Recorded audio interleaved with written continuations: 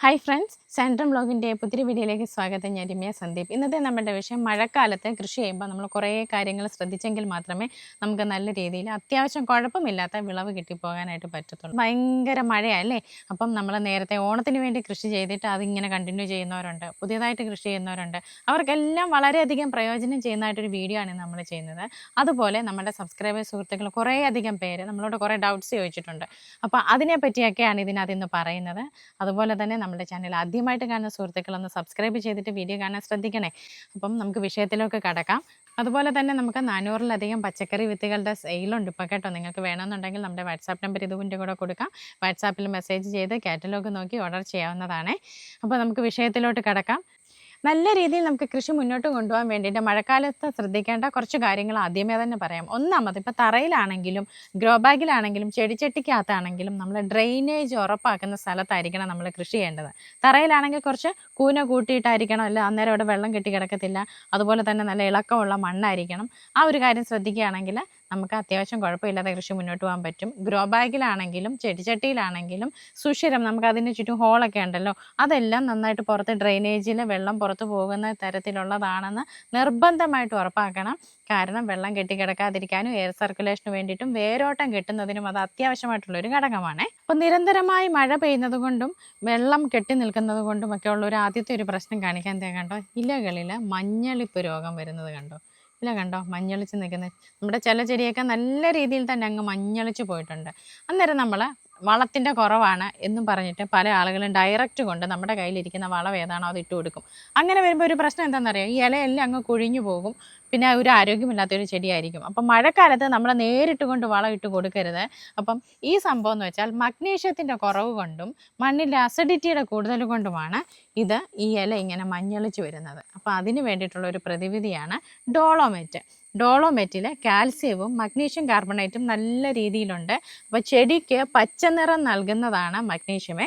അപ്പം ആ മഗ്നീഷ്യത്തിൻ്റെ അഭാവം വരുമ്പോഴാണ് ആ പച്ചനിറം മാറി മഞ്ഞ കളറിലോട്ട് ഇലകൾ വരുന്നത്. അപ്പം നമുക്കതിന് ചെയ്യാനുള്ളത് രീതി എങ്ങനെയാണെന്ന് വെച്ചാൽ, ദണ്ട് ഈ ചെടികൾക്ക് മഞ്ഞളിപ്പുണ്ടെന്ന് ആദ്യമേ പറഞ്ഞു. അപ്പം നമ്മൾ ഈ ചെടികളുടെ ചുവട്ടിലോട്ട് ഡയറക്റ്റ് കൊണ്ട് വളമായാലും കീടനാശിനി ആയാലും ഒന്നും നമ്മൾ നേരിട്ടിട്ട് കൊടുക്കുകയില്ല.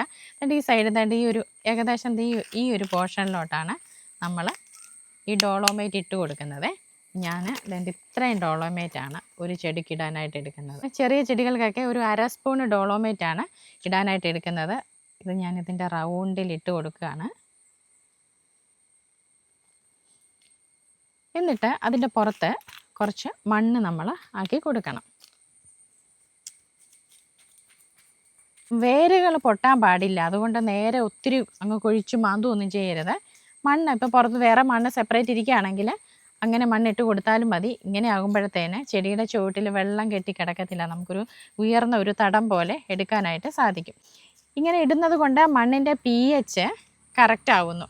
മണ്ണിൻ്റെ പുളിപ്പം, കേരളത്തിൻ്റെ മണ്ണിന് പൊതുവേ പുളിപ്പ് രസമുണ്ട്. അതുകൊണ്ട് മണ്ണിൻ്റെ pH കറക്റ്റ് ചെയ്യാനായിട്ടാണ് നമ്മൾ ഇടയ്ക്ക് കൃഷി ചെയ്തുകൊണ്ടിരിക്കുന്ന ചെടിയുടെ ഇടയിൽ നമ്മൾ ഇതുപോലെ ചെയ്തു കൊടുക്കുന്നത്. ഒരു 1.5 മാസമൊക്കെ ആകുമ്പോഴത്തേന് ഈ ഒരു രീതി ചെയ്തു കൊടുത്താൽ ഏറ്റവും നല്ലതാണ്. ഡോളോമേറ്റ് തന്നെയാണ് ഏറ്റവും നല്ലത്. കുമ്മായം ഇട്ട് കൊടുത്താൽ ഇതിനകത്ത് എന്ത് വളമുണ്ടോ ആ വളം എല്ലാം നിർവീര്യമായി പോകും. അപ്പോൾ അങ്ങനെ സംഭവിക്കാതിരിക്കാൻ നമുക്ക് ഡോളോമേറ്റാണ് ഇട്ട് കൊടുക്കുന്നത്. ഇങ്ങനെ ഒരു 3-4 ദിവസം കഴിഞ്ഞതിന് ശേഷം നമ്മൾ എന്ത് വളം കൊടുത്താലും ഈ ചെടിക്ക് പിടിച്ചെടുക്കാനായിട്ട് പറ്റും. ഇല്ലെങ്കിൽ നമ്മൾ ചുമ്മാ കൊണ്ട് വളം ഇട്ട് കൊടുത്താൽ എല്ലാം കൂടെ കൊഴിഞ്ഞും പോകും.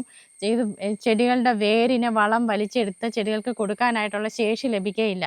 അതുപോലെ വേരിൻ്റെ ഘടന നല്ല രീതിയിൽ രൂപപ്പെടുത്തുന്നതിനും ഈ ഡോളോമേറ്റ് സഹായിക്കുന്നുണ്ട്. അതുപോലെ കാൽസ്യം കിട്ടും, മഗ്നീഷ്യം കിട്ടും. അതുകൊണ്ട് ഇടയിൽ നമ്മൾ ഇതുപോലെ 1.5 മാസത്തെ ഗ്യാപ്പിലെങ്കിലും 1/2 സ്പൂൺ ഡോളോമേറ്റ് ഇങ്ങനെ ഇട്ട് കൊടുക്കുന്നത് വളരെ നല്ലതാണ്. അപ്പം നമ്മൾ സാധാരണ നമ്മളൊരു 10-15 ദിവസം കൂടുമ്പോഴാണ് ചെടികൾക്ക് വളം ഇട്ട് കൊടുക്കാറുള്ളത്. മഴക്കാലത്ത് നമ്മൾ വളം എത്ര തന്നെ കൂടുതലായിട്ട് കൊണ്ടിട്ടാലും അത് പെട്ടെന്ന് തന്നെ മഴയത്ത് കൂടുതലായിട്ട് ഒലിച്ചു പോകുന്നു. അതുകൊണ്ട് കുറേശ്ശെ വളങ്ങൾ ഒരു 4 ദിവസം 5 ദിവസം കൂടുമ്പോൾ കുറേശ്ശെ വളങ്ങളായിട്ട് കൊടുക്കുന്നതാണ് ഏറ്റവും നല്ലത്. മഴ മാറി നിൽക്കുമ്പോഴത്തേന് ലിക്വിഡായിട്ടുള്ള വളങ്ങൾ ഒഴിച്ചു കൊടുക്കുകയോ അല്ലെങ്കിൽ ഇലയിൽ സ്പ്രേ ചെയ്യുന്ന ടൈപ്പ് വളങ്ങൾ ഒഴിച്ചു കൊടുക്കുകയോ ഒക്കെ ചെയ്യുകയാണെങ്കിൽ നല്ല കരുത്തോടു കൂടി തന്നെ നിൽക്കും. അല്ലാതെ ഒരുപാട് ചാണകപ്പൊടിയോ ഒക്കെ കൊണ്ടുവന്ന് ഇതിൻ്റെ മൂട്ടിലൊക്കെ ഇടുകയാണെങ്കിൽ ഫംഗൽ രോഗവും വരും. അതെല്ലാം ആ ചെടിക്ക് കിട്ടാതെ നഷ്ടപ്പെടുകയും ചെയ്യുവേ. അപ്പോൾ വളം ചെയ്യുമ്പം നമ്മൾ കടക്കൽ നിന്ന് കുറച്ച് മാറ്റി മാത്രം വളം ചെയ്യാനായിട്ട് ശ്രദ്ധിക്കുക. ഇതേ കണ്ടോ, ഇവിടെയൊക്കെ ചെടിയുടെ വേര് തെളിഞ്ഞിരിക്കുന്നത് കണ്ടോ. ഇതേ കണ്ടോ, ഇതിൻ്റെ കാര്യം എന്താ, മഴവെള്ളം ഡയറക്റ്റ് വീണ് മണ്ണും തറഞ്ഞു പോകും, ചുവട്ടിലുള്ള ആദ്യത്തെ മണ്ണൊക്കെ ഒലിച്ചും പോകും. അങ്ങനെ വരുമ്പോഴത്തേന് നമുക്ക് ചെയ്യാൻ പറ്റുന്ന ഏറ്റവും നല്ല കാര്യമാണ് ഡോളോമേറ്റ് ഒക്കെ ഇട്ടിട്ട് അല്ലെങ്കിൽ വളമൊക്കെ ഇട്ടതിന് ശേഷം നമ്മൾ പുതയിട്ട് കൊടുക്കണം. പുതയിട്ട് കൊടുക്കുകയാണെങ്കിൽ മഴവെള്ളം നേരിട്ട് ചുവട്ടിലോട്ട് തട്ടിയിട്ട് മണ്ണ് ഉറഞ്ഞു പോകാതിരിക്കും. അങ്ങനെ ഉറഞ്ഞു പോകുകയാണെങ്കിൽ എന്താ, എയർ സർക്കുലേഷനും നടക്കത്തില്ല, വേരോട്ടം ഒന്നും കറക്റ്റായിട്ട് നടക്കത്തില്ല. ഉണക്ക കാലത്ത് നമ്മൾ പുതയിട്ട് കൊടുക്കാറുണ്ട്, നേരിട്ട് സൂര്യപ്രകാശം അടിച്ച് കരിഞ്ഞുണങ്ങി പോവാതിരിക്കാൻ. അതുപോലെ മഴക്കാലത്ത് നമുക്ക് പുതയിട്ട് കൊടുക്കേണ്ടത് അത്യാവശ്യമായിട്ടുള്ള കാര്യമാണ്. പുതയിടുമ്പോഴും നമ്മളൊരു കാര്യം ശ്രദ്ധിക്കണം, നമ്മളിതിട്ട് ഇങ്ങനെ വലിച്ചു വാരി കൂട്ടി ഇങ്ങനെ കൊണ്ടിടരുത്. ഇവിടെ നിന്ന് കുറച്ച് മാറ്റി വേണം ഇടാൻ, അതിൻ്റെ കടയ്ക്കൽ മുട്ടാതെ. ചപ്പ് ചവറുകളോ ഇലയൊന്നും അതിൻ്റെ കടയ്ക്കൽ മുട്ടാതെ കുറച്ച് മാറ്റി വേണം ഇട്ട് കൊടുക്കാൻ, അല്ലെങ്കിൽ അതിൽ കൂടെയും ഫംഗൽ രോഗം വരാനുള്ള സാധ്യത കൂടുതലാണ്. അപ്പോൾ എല്ലാവരും ഈ കാര്യങ്ങളൊക്കെ ഒന്ന് ശ്രദ്ധിച്ചാൽ തന്നെ നമുക്ക് മഴക്കാലത്തും അത്യാവശ്യം കുഴപ്പമില്ലാതെ കൃഷി ചെയ്യാനായിട്ട് പറ്റും, വിളവെടുക്കാനായിട്ട് പറ്റും. അപ്പോൾ ഇന്നത്തെ വീഡിയോ നിങ്ങൾക്ക് എല്ലാവർക്കും ഉപകാരപ്രദമായെന്ന് വിശ്വസിക്കുന്നു. മറ്റൊരു വീഡിയോയുമായി വീണ്ടും കാണാം. നന്ദി.